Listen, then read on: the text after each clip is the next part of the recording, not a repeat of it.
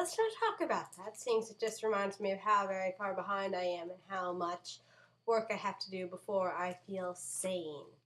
Instead, let's talk about how freakishly hot it was out today. I mean, it's nearly October and it was like almost 80 degrees out. Ugh.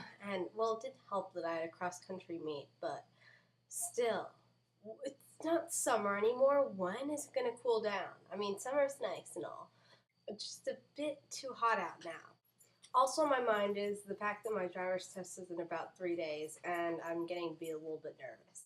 Seeing as I'm the youngest one in our grade, if I were to fail, that would place me 16 days behind the last person to get their license.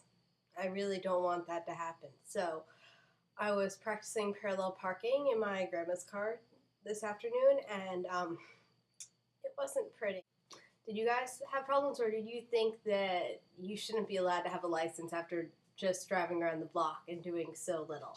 So what was the hardest part of the test for you? Was it the parallel parking, or was that just easy? Was there nothing difficult whatsoever? Or were you nervous the entire time and that you were going to pass out and fail immediately?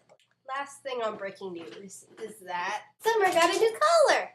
Say hi, puppy! Big dog don't like to be on people's lap. I apologize for the horrible lighting in this video. I've turned on every light in the room, but it still seems to be very dark and dreary. I think I need to put a light behind the camera, but there's not really any room. Liz, I'll see you within the next week. In between takes, I kept on running to the kitchen to eat some crumb cake. I like crumb cake. I also had a really, really good kiwi earlier today. So then I had another kiwi, and I might go cut myself up a third kiwi. But I'm not quite sure if the next one's ripe yet or not. But perhaps we'll find out. There goes the dog.